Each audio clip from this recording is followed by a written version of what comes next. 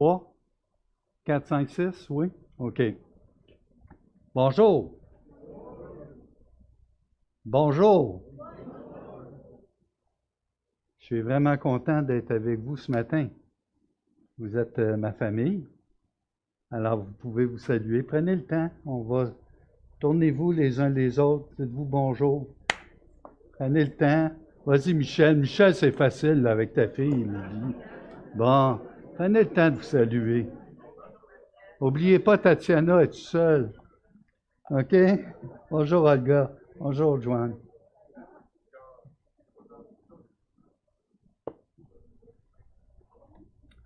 Alors, ce matin, j'ai demandé aux enfants marquis, j'ai demandé aux plus jeunes s'ils s'ennuyaient de son père, et qu'il avait l'air de s'ennuyer. Non, non. Il avait hâte de le revoir. Et en même temps, j'ai trouvé ça drôle chez la famille Jones. Alors, Liliana et Martin sont très souriants, mais les enfants, pas du tout. Je pense que les vacances ont été difficiles. Non. Hey, on est une famille, là, savez-vous?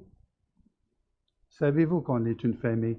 N'oubliez pas de vous saluer les uns les autres, mais des fois de poser des questions. Écoute, t'as pas l'air filé, tu veux-tu en parler? Souvent, on le fait le dimanche parce qu'on se croise, mais euh, au niveau pastoral, Yvan le sait, Alexandre aussi, mais chacun ici, on peut porter les fardeaux les uns des autres. Puis, je veux pas vous faire peur, mais on va passer l'éternité ensemble. Mais on va être transformés. Phew, j'en ai vu, hein? Phew. Alors, j'aimerais que 2, 3, 4 personnes prennent le temps de prier pour le message qu'on va avoir ce matin, mais si vous avez aussi à cœur de remercier le Seigneur, c'est le temps. Baissons la tête et faites-le librement avec vos mots, simplement, sans vous comparer. Ça va.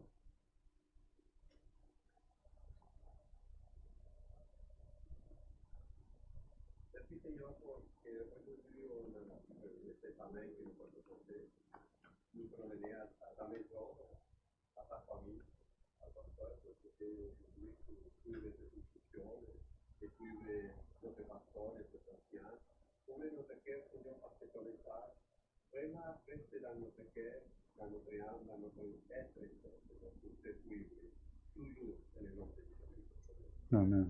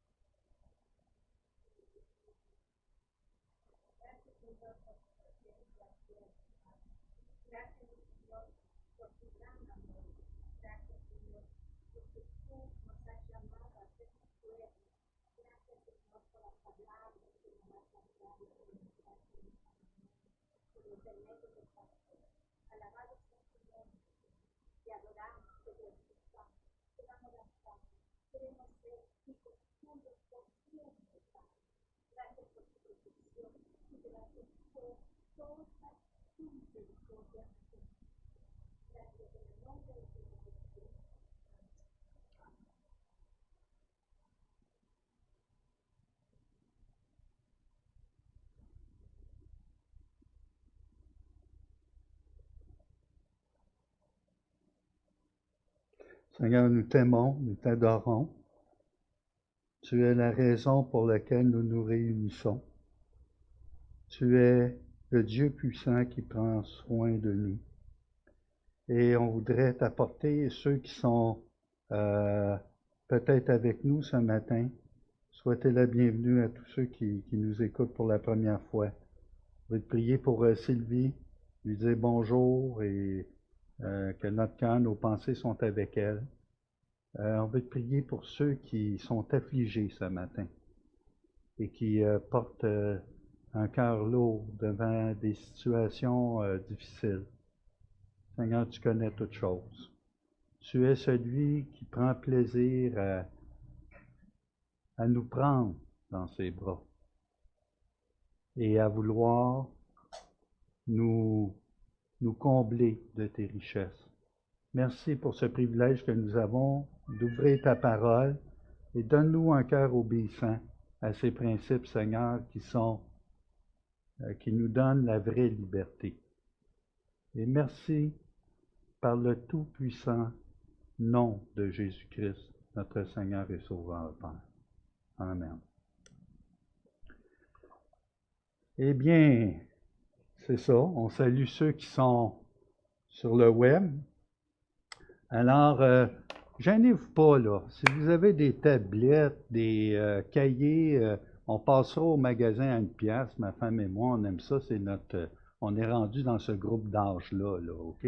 De se promener dans les allées, d'acheter des... Puis, pour pouvoir écrire. Alors, la version qu'on va se servir ce matin, c'est la seconde du 910, probablement. Là, j'ai pas... Donc, pourquoi je vous dis ça? C'est plus facile quand on fait, je veux vous exposer le texte. Exposition. Ensuite, on va faire un peu d'analyse textuelle.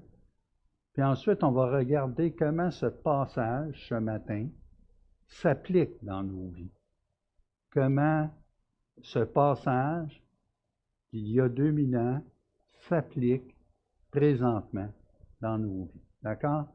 Et vous pouvez écrire avec des fautes. Je n'irai pas voir vos textes. Vous pouvez faire des barbeaux dans le cahier que vous prenez, mais soyez actifs. Faites participer vos sens quand il y a un message. J'entends ce nouveau mot-là, la preach. Si vous saviez comment je déteste ça. C'est enseigner la parole de Dieu. La parole de Dieu s'expose. Et on adore celui qui nous la livre, nous la donne. Et elle nous révèle sa personne. Et merci pour sa parole. Et sa parole mérite d'être obéie. D'accord? Alors, le passage que nous allons toucher ensemble ce matin, j'ai rien préparé. Alors, vous allez tourner vos Bibles et vous allez tourner, malheureusement, vos cellulaires, ceux qui sont sans Bible. On essaiera d'avoir un message à un moment donné sur les bienfaits d'avoir un livre papier devant soi. Alors, dans Luc 20, vous savez, semaine après semaine, si je regarde MacArthur, je pense qu'il était rendu à sa 109e unité, une unité, 109 messages, celui d'un matin, qu'il a prêché à son Église, qu'il a exposé à son Église. Et je regarde aussi tous les autres commentateurs. Vous pensez, hey, 2 ans et demi dans un livre. Et c'est là, je crois, la vraie façon d'apporter la parole de Dieu. Et on est à une époque où on ne lit pas beaucoup, où on est pressé par le temps, pressé par toutes sortes de choses qui font que les priorités prennent la 2e ou la 3e part. Alors, je vous lis. Écoutez bien ce beau passage, c'est dans Luc 20, mais pour ceux, vous n'êtes pas obligés de le lire, vous pouvez m'écouter, ça aussi c'est un art. Un de ces jours-là, comme Jésus enseignait le peuple dans le temple et qu'il annonçait la bonne nouvelle, les principaux sacrificateurs et les scribes, avec les anciens, survinrent et lui dirent, « Dis-nous, par quelle autorité fais-tu ces choses? Ou qui est celui qui t'a donné cette autorité? » Il leur répondit, « Je vous adresserai aussi une question. » En passant, là, c'est savoureux ce texte-là. C'est plein de sagesse. OK? Même lui, hein, hey, il reconnaît ça très tôt. Merci, mon grand. Dites-moi, Le baptême de Jean venait-il du ciel ou des hommes?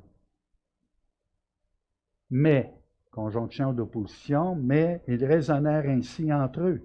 Si nous répondons du ciel, il dira, pourquoi n'avez-vous pas cru en lui? Et si nous répondons des hommes, tout le monde nous lapidera, car il est persuadé que Jean était un prophète. Alors, ils répondirent qu'ils ne savaient d'où il venait. Et Jésus leur dit, moi non plus, je ne vous dirai pas par quelle autorité je fais ces choses. Ce passage, si on le prend, ça pourrait être matière à prétexte et je pourrais vous apporter un message sur l'autorité. C'est évident. Si vous regardez dans vos Bibles, vous allez voir, il y a des titres, l'autorité de Jésus, ou ça a un lien avec l'autorité. Mais ce n'est pas tenir compte de tout le contexte. Ici, là, pour vous donner un bon exemple, c'est comme quand on regarde un bon film, là, qui est bien fait, chose qui est de plus en plus rare à notre époque, d'accord? Et là, vous embarquez dans l'histoire. Mettons, c'est un drame ou une histoire d'espionnage. Puis là, tu vois les scènes, puis rendu à tel moment du film, tu te dis « Ah, c'est vrai, au début du film. As-tu remarqué, il y avait eu telle chose, telle chose. » Le film s'explique par des retours dans le temps, puis puis qu'est-ce qui va arriver dans le futur? Puis là, des fois, ben, l'auteur, il veut nous tromper, hein, volontairement. Ou celui qui fait le film, il veut mettre l'emphase sur une telle chose pour qu'on croie telle chose, puis qu'on s'en aille dans une autre direction. On est rendu au chapitre 20. C'est-à-dire, si je vais vous le placer dans le contexte. Le contexte est simple, c'est qu'il est entre le chapitre 19 et le chapitre 21. Ouais, mais Pierre, le contexte, c'est que si on ne se souvient pas qu'il vient d'entrer à Jérusalem, qu'il a pleuré sur Jérusalem, qu'il va chasser les vendeurs du temple, puis qu'il va se mettre à enseigner, puis à prêcher la bonne nouvelle dans le temple, ça c'est Luc. Parce que c'est bien trop facile, là. Si tu vas mettre ça en parallèle avec Matthieu et Marc, tu apprends d'autres choses qui ne sont pas forcément mentionnées, qui ont été faites. N'oubliez pas que Luc n'est pas forcément chronologique là, dans tout ce qui est apporté. Et là, ici, on a ce passage qu'on appelle l'autorité de Jésus. Et vous avez ensuite, c'est ça l'art d'exposer les Écritures. Ce qui va se passer après vient aussi déterminer une compréhension de ce qu'on va voir ce matin. Après, il va adresser au peuple, pendant que les pharisiens, les anciens, les chefs du peuple vont être là, il va leur adresser la parabole des vignerons. Il va parler au peuple, puis il va regarder le groupe qui lui a répondu qu'il ne savait pas d'où il venait. D'accord? C'est important de comprendre ça. Dans ce passage, il est question de l'affrontement au sommet qui est en train de se produire. Il faut se rappeler que du chapitre 20 au chapitre 24, écoutez là, ça se passe sur 3-4 jours maximum. 3-4 jours où on voit l'aboutissement de Luc. Et c'est quoi l'aboutissement de Luc? C'est « Car le Fils de l'homme », c'est pas dit avec assurance, ça. Attendez, là. « Car le Fils de l'homme »,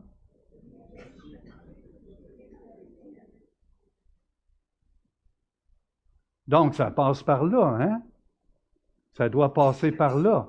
S'il est venu chercher et sauver ce qui était perdu, ça passe par la croix et ça passe, combien de fois il leur a répété qu'il était pour être rejeté, qu'il était pour être maltraité, qu'il était pour être livré entre les mains des hommes.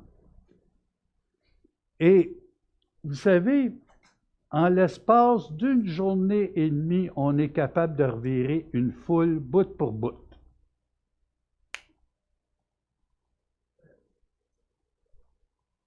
Donc, il y a des applications très pratiques pour aujourd'hui qu'on peut voir comment qu'une foule peut être facilement ballottée et transportée. Imaginez, prêt à le faire roi, il est rentré sur un ânon, et là, on l'appelait le fils de David, le roi, celui qui vient nous délivrer. Et des fois, ce qui nous empêche de voir clairement les choses, c'est la pensée que nous nous faisons des événements qui vont se produire. On les a setés d'une telle manière dans notre tête que ça doit se passer comme ça. Alors, sans plus tarder, qu'est-ce que je vais faire avec vous? Je vais lire le texte. On va lire le texte ensemble. Donc, vous avez le contexte. Et le contexte, c'est qu'ils vont contester tout de suite l'autorité de Jésus. Et quand ils posent des questions, le titre du message, on aurait pu l'appeler, question sur l'autorité de Jésus. Moi, je l'ai appelé confrontation au sommet, mais j'ai quelques pensées à vous dire par rapport à ce texte, c'est que ce n'est pas toujours parce qu'une phrase se termine par un point d'interrogation qu'elle se veut une question. Avez-vous compris? En bon québécois, dit autrement, il y a des questions qui ne demandent pas de réponse. Et il y a une expression qu'on dit souvent, c'est poser la question, c'est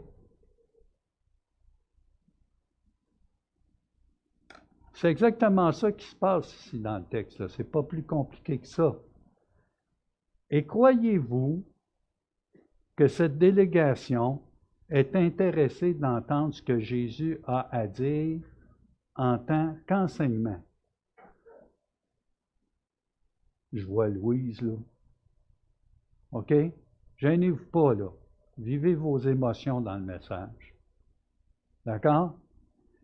Et ici, ils n'ont qu'une intention.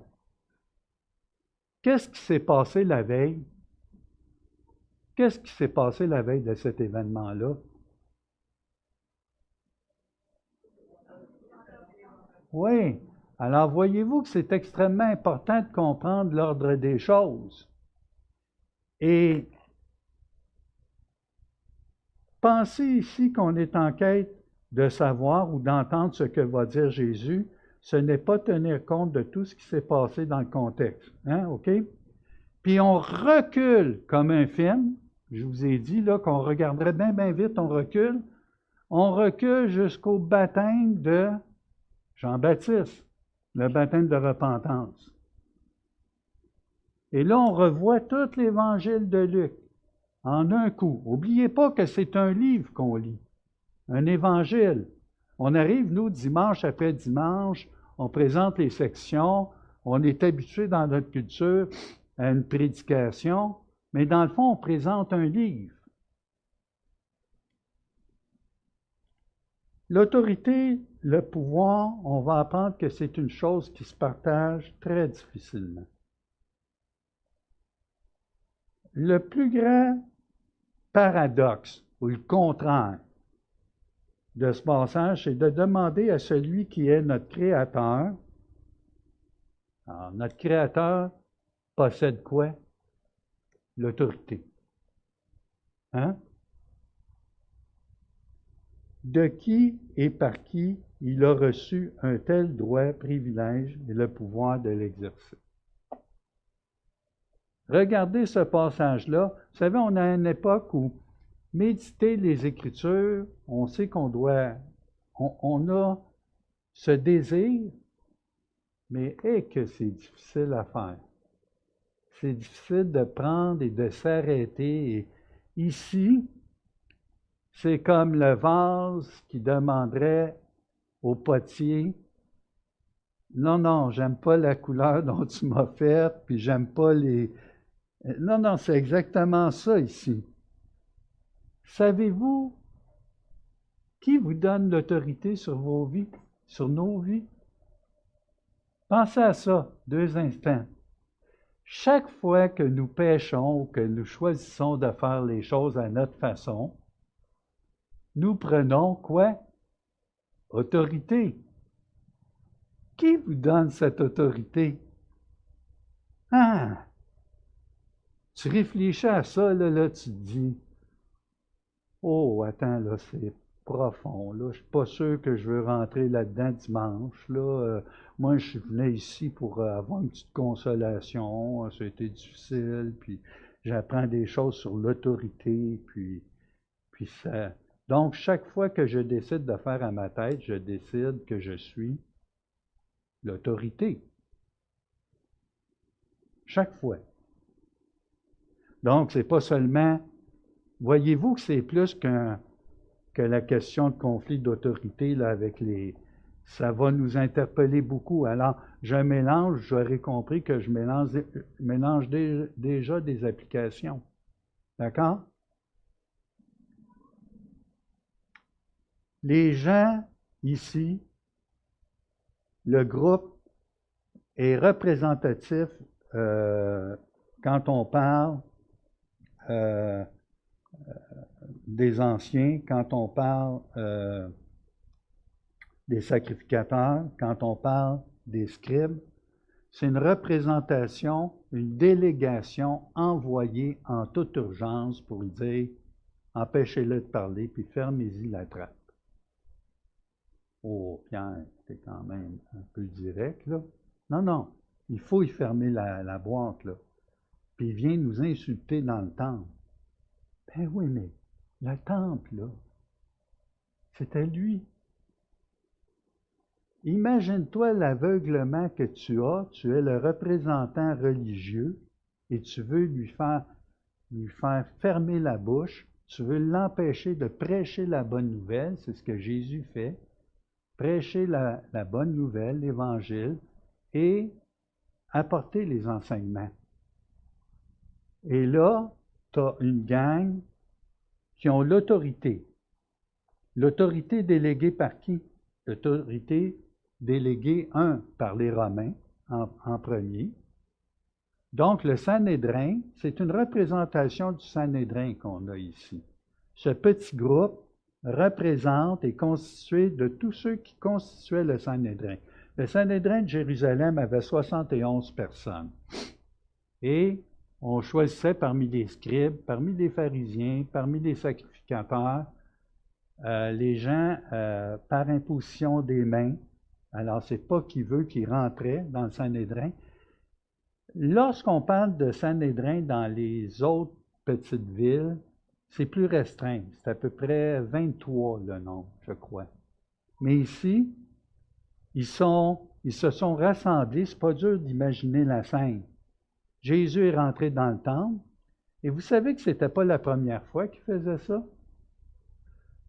OK, le passage est peut-être discutable, mais quand on regarde dans Jean 2, de toute façon, Jésus était habitué de venir à Jérusalem. Alors, Jean, de 12 ans, on voit avec sa famille. Puis, la première année de son ministère, c'est marqué qu'il part, qu'il vient à Jérusalem. Puis ça semble être une habitude bien sérieuse chez lui de rentrer dans le temple, puis chasser les vendeurs de bœufs, de colombes, les changeurs de monnaie, la caverne d'Ali Baba, hein, la caverne de voleurs qui est là. Puis en plus, vous savez, on vendait des animaux chétifs, des animaux qui n'étaient pas parfaits comme c'était demandé qu'on offre à Dieu des animaux parfaits, sans défaut. Voilà le sort.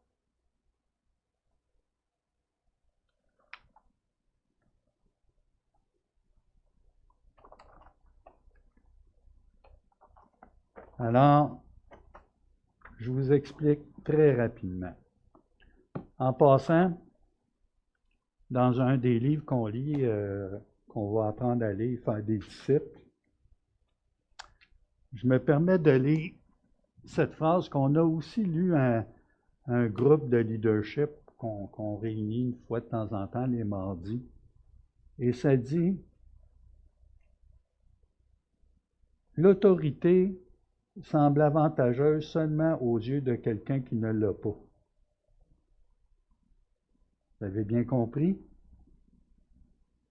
Lorsqu'on détient l'autorité, presque tous les avantages qu'elle semble posséder s'envolent. On commence alors à comprendre à quel point il s'agit d'un service glorieux, mais un service tout de même. Et moi, j'ai rajouté, l'autorité est une fonction qui est accordée non pour assouvir sa soif de dominer, mais celle de servir les autres. Oh! Dans ce temps-là, tu n'en veux plus. Excusez, là, mais c'est comme l'eau. Quand tu as l'autorité, c'est l'eau. Ceux qui tyrannisent, ceux qui dominent, alors, est-ce que vous pensez que Jésus est dépassé? Non. Est-ce que vous pensez que Dieu est dépassé par ces tyrans qui dominent, comme s'il avait manqué son coup? Quand Dieu délègue au roi de Babylone la responsabilité d'aller punir son peuple à Jérusalem, c'est une autorité déléguée qu'il lui donne. Est-ce que le roi de Babylone l'utilise bien? Non. D'accord? Priez, priez.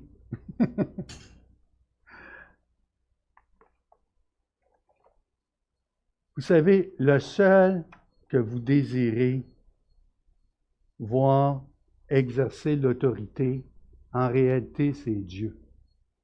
Parce qu'il est parfait, parce qu'il est bon, mais quand on t'accorde l'autorité, c'est quelque chose de... Oh, c'est lourd, c'est dangereux, vous comprenez? OK? C'est que de responsabilité. Un de ces jours-là, OK? Alors là, prenez le texte. Je le traverse avec vous. Un de ces jours-là, ça veut dire un de ces jours qui enseignait dans le temple. Et là, il reste seulement 2-3 jours. Là. On est dans la semaine 5 qu'on appelle. D'accord? Il reste seulement 2-3 jours. Donc, il est dans le temple et il enseigne, il prêche la bonne nouvelle. Comme Jésus enseignait le peuple, c'est intéressant son lien avec le peuple. Le peuple qui est méprisé par ses propres autorités. Vous allez voir. Il l'enseigne dans le temple, donc aussi dans le parvis intérieur, et des fois il le fait assis, et des fois il le fait en marchant. Si vous allez voir Marc, il semble qu'il marche pendant qu'il va être interrompu par le groupe qui est délégué. D'accord? Et ce qu'il fait ici, on voit qu'il y a une délégation, donc sacrificateur, scribe, ancien, je vous l'ai dit, elle représente le Sanhédrin, mais eux autres, c'est une mise en scène qu'ils viennent faire. Ils ne viennent pas poser des questions. Ils viennent le prendre en défaut. La guerre a déjà commencé. Puis la guerre va continuer dans le sens où ensuite, ils vont lui poser des questions captieuses pour le prendre en défaut. Un, au niveau personnel, en lui demandant d'où lui vient l'autorité, de quelle autorité il jouit. Ensuite, le fameux tribut à César, est-il, OK, bienséant, dans le fond, de payer le tribut à César? Ils veulent le piéger politiquement, OK? Ensuite, une colle avec des ennemis même, des pharisiens, des sadducéens qui pensent autrement sur la résurrection. Alors, ils veulent le piéger là-dessus. Piéger sur la théologie. Mais le seul but, c'est de le prendre en défaut. Et là, c'est pas banal. Qu'est-ce qu'ils veulent faire avec Jésus? Ils veulent le tuer. On va le répéter, là. Ils veulent le tuer. C'est pas... Ils veulent le tuer. Mais pourquoi ils ne le tuent pas tout de suite? À cause du peuple. Ils craignent le peuple. Ça va être mentionné régulièrement dans Luc. Ils craignaient le peuple. Puis ici, c'est intéressant. Quelle autorité, en fait, autorité par rapport à craindre le peuple, vous allez voir que c'est qu'il avait même peur, il craignait d'être lapidé par le peuple. Et on va voir pourquoi. Il y a une explication à tout ça. Alors, ici, lorsque le groupe va demander, dis-nous par quelle autorité fais-tu ces choses et qui est celui qui t'a donné cette autorité. En d'autres mots, qui t'a donné le droit, puis qui t'a donné la permission de faire ça? C'est aussi simple que ça. Le mot, c'est exousia en grec. Il y a un autre mot aussi qui est dynamis. Dynamis, on s'est servi de ce mot-là plus tard pour créer le mot dynamite, puissance, OK, ou dynamo, OK? Pas le contraire, ils n'ont pas pris dynamite pour on va mettre le mot dynamite, ça n'existait pas, c'était inventé en 1800. D'accord? Donc, mais ça vous dit le sens du mot. Et ici, si on a des mots à remplacer, on dit par quelle autorité? Qui t'a donné le droit de faire ça? D'où tiens-tu cette permission? Puis ensuite, ou qui est celui qui t'a donné cette autorité? Ce pouvoir. Tu as un pouvoir. Tu rentres dans le temple, tu chasses. Qui t'a donné? Alors, poser la question, c'est y répondre. Ils ne voient pas clair, ils sont aveugles. Il y a une profonde tristesse ici. Là. Moi, quand je lis ce texte, on peut commencer à vouloir haïr les pharisiens, les scribes, parce qu'ils vont tuer, puis tout ça. Mais en réalité, là, le plan de Dieu s'accomplit. Est-ce que ça les rend moins responsables parce qu'ils accomplissent ce qui doit être accompli pour nous réconcilier avec Dieu? Alors ça, c'est une question théologique. OK? Mais chacun est responsable. Ça ne les rend pas moins responsables, puis tu ne voudrais pas être à leur place.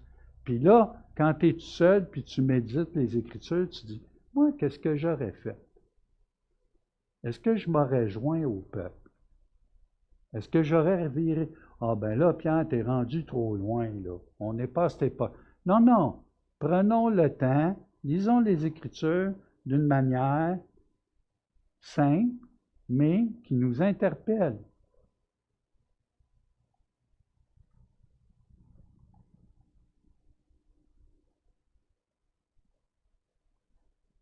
Autorité. J'avais même regardé dans le Robert puis dans le Larousse qu'est-ce que ça voulait dire, mais je pense que vous comprenez très bien qu'est-ce que ça veut dire.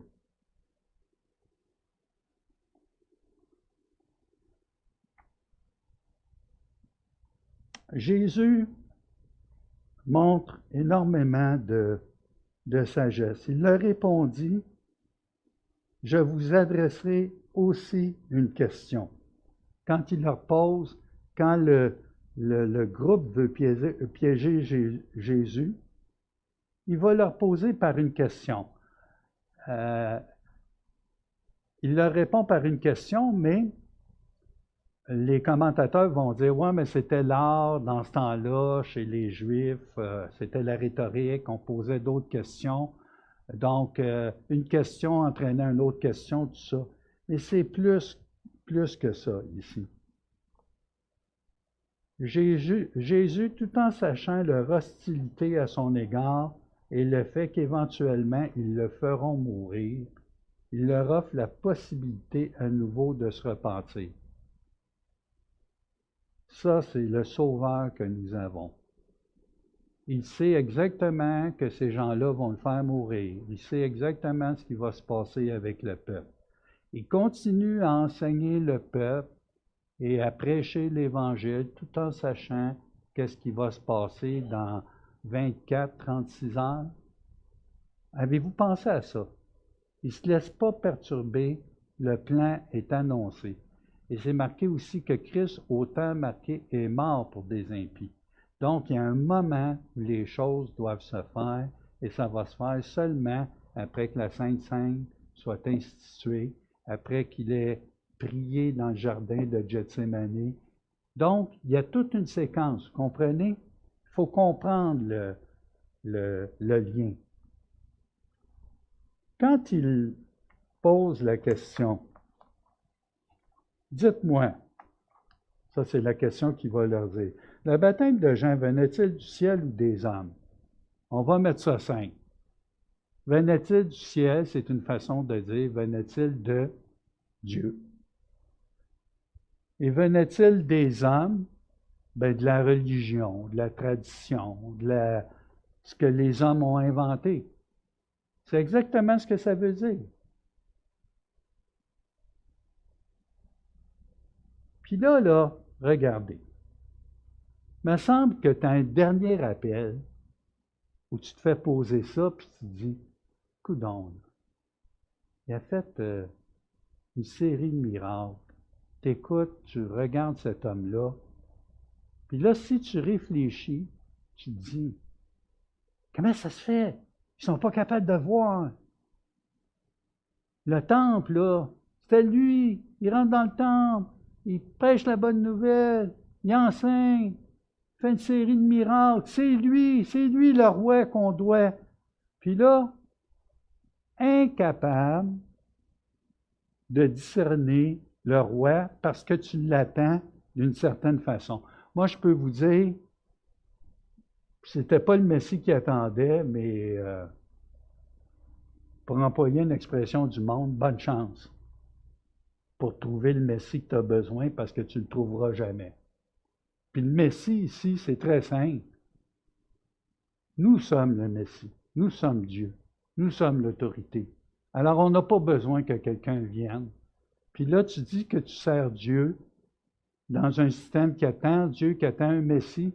Tu ne le verras jamais parce que tu l'attends à ta façon.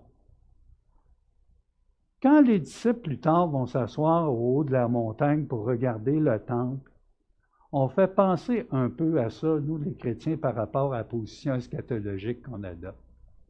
C'est-à-dire qu'on a toutes les choses setées d'après des modèles,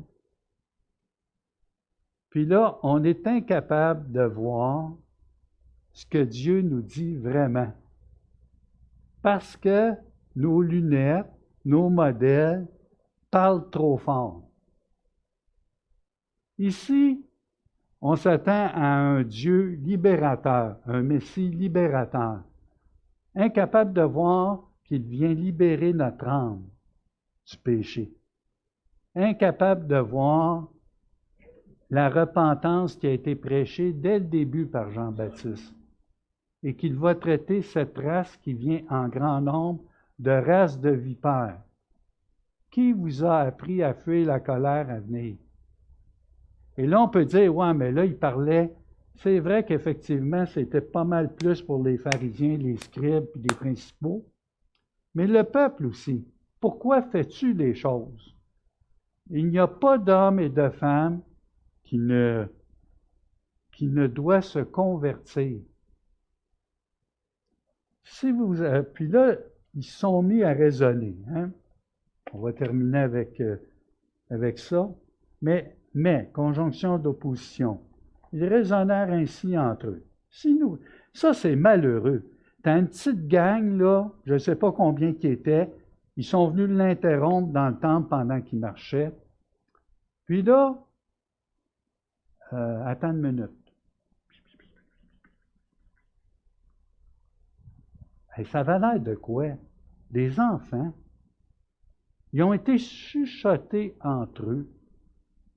Au lieu de dire, hey, sais-tu que ça a du sens, qu'est-ce que tu nous dis? Une dernière tentative dans l'âme des gens. Non, incapable de se détourner de cet aveuglement, ce désir d'avoir le pouvoir de contrôler, de dominer. Et c'est ce qu'on veut bien souvent dans nos vies.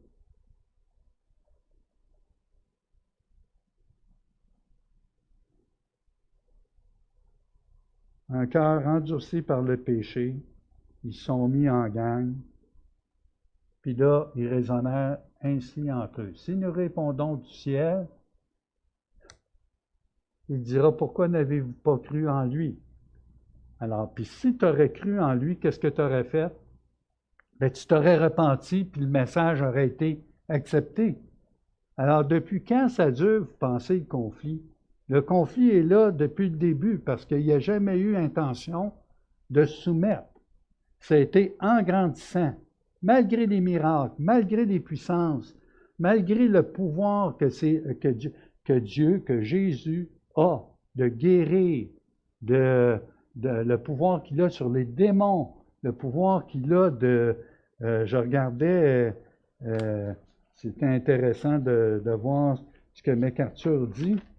Il dit, il possède un pouvoir en lui-même, il possède l'autorité de pardonner les péchés, il détient l'autorité sur les forces de l'enfer, il possède aussi l'autorité de donner la vie éternelle, il possède l'autorité de juger, il possède l'autorité sur la vie et la mort. Puis là, on pourrait continuer. Exousia, droit, pouvoir, capacité. Tel est son pouvoir.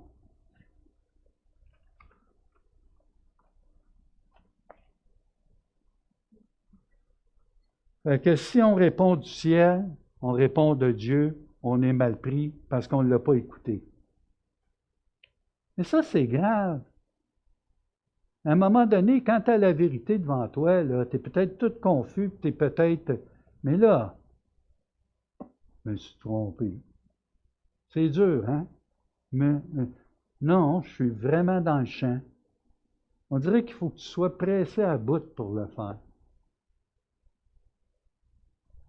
Si nous répondons du ciel, si nous répondons plus loin des hommes, tout le peuple nous lapidera car il est persuadé que Jean était un prophète. Jean, c'était celui qui était habillé en habit de poil de chameau. Ça fait sérieux, ça. Sorti fraîchement de l'Université de Jérusalem. Hein, les choses ne sont pas comme... nous, c'est pas pire.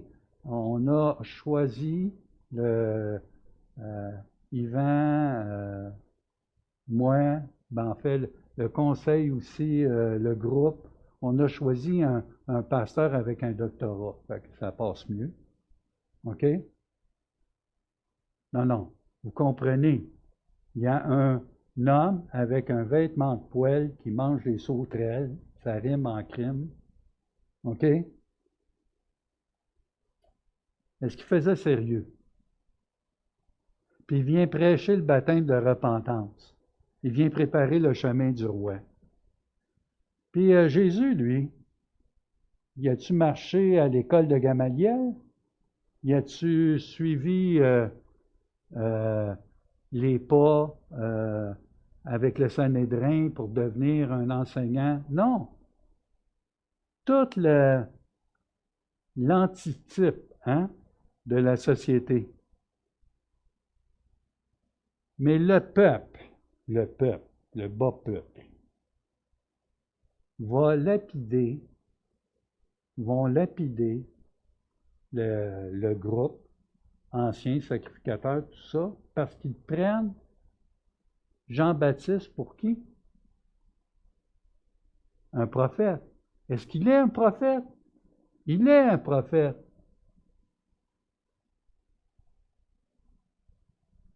Alors, ils ont compris ça.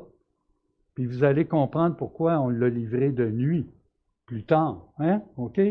Donc, on met toutes les choses ensemble de cet évangile de Luc pour mieux saisir tout ce qui est là devant nous et qui fait vraiment un sens. On a besoin d'avoir les yeux ouverts. Imaginez la réponse. eux autres, ils sont piégés, mais comme faux. Ils pensaient piéger Jésus, mais dans le fond, Jésus, son plaisir, c'est pas de dire je vous ai eu. Non, non. C'est pas ça. Il n'y a pas de vengeance. Il n'y a pas de.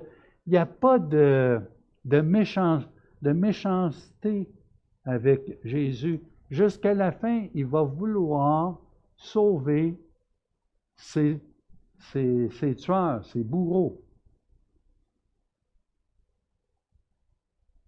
Alors il répondit qu'il ne savait d'où il venait. Savez-vous comment on appelle ça en politique? No comment. Je n'ai pas de commentaire.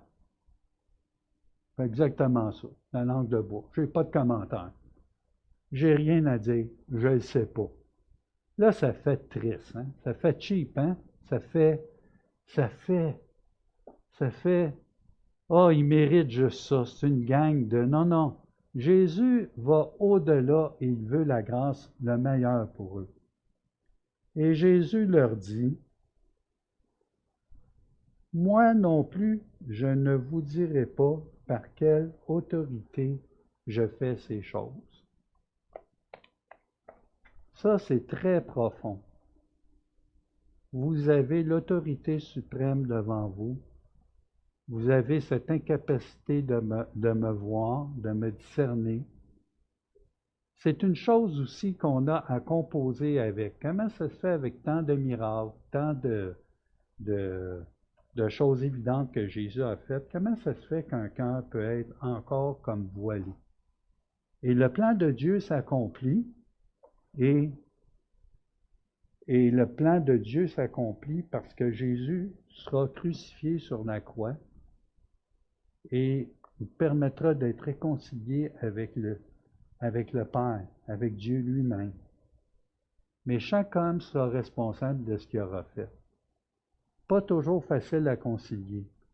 Pour vous, je vous demande seulement cette question. Qui est votre autorité? Et quand vous choisissez de faire à votre manière, n'oubliez jamais que si nous confessons nos péchés, il est fidèle et juste pour nous les pardonner. Chaque jour que Dieu amène, c'est un combat pour nous-mêmes, de céder la vie, notre vie à Christ. Et on va faire des faux pas. Mais ne faites pas comme les scribes, les pharisiens et les chefs sacrificateurs.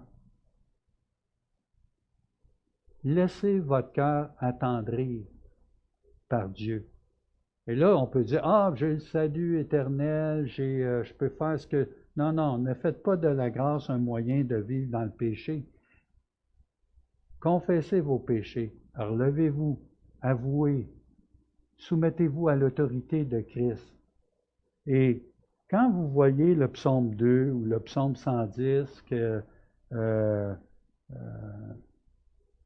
je vais terminer par cette lecture, on pourrait lire le 110 qui va citer lui-même, mais prenons seulement celui qu'on connaît bien, le psaume 2. Pourquoi ce tumulte parmi les nations, ces vaines pensées parmi les peuples? Pourquoi les rois de la terre se soulèvent-ils et les princes se liguent-ils avec eux contre l'Éternel et contre son oint? Brisons leurs liens, délivrons-nous de leurs chaînes. Celui qui siège dans les cieux rit. Le Seigneur se moque d'eux, puis il parle dans sa colère, il les épouvante dans sa fureur. C'est moi qui ai oint mon roi, sur Sion ma montagne sainte. Je publierai le décret. L'Éternel m'a dit, tu es mon fils, je t'ai engendré aujourd'hui. Demande-moi, et je te donnerai les nations pour héritage, les extrémités de la terre pour possession. Tu les briseras avec une verge de fer, tu les briseras comme le vase d'un potier. Et maintenant, roi, conduisez-vous avec sagesse. Juge de la terre, recevez instruction. Servez l'Éternel avec crainte et réjouissez-vous avec tremblement. Baisez le Fils de peur qu'il ne s'irrite et que vous ne périssiez dans votre voie. car sa colère est prompte à s'enflammer. Heureux tous ceux qui se confient en lui. En prions. Notre Dieu, notre Père, merci de ce que tu es notre autorité, Seigneur Jésus. Merci de ce que cet événement a permis que tu ailles en temps voulu, au temps marqué, jusqu'à la croix pour nous réconcilier avec toi-même. Mais Seigneur, nous ne voulons pas de l'autorité pour être notre Dieu dans notre vie. Nous voulons que tu le sois, même si c'est un combat continuel chaque jour. Nous voulons soumettre nos vies. Nous voulons t'écouter. Nous voulons voir Jésus. Nous voulons te voir. Et nous voulons avoir un cœur bien disposé à te servir ici-bas. Et merci de ce que tu as donné l'autorité à des hommes délégués, mais que chacun devra en rendre compte. Et nous te prions par le Père Jésus. Amen.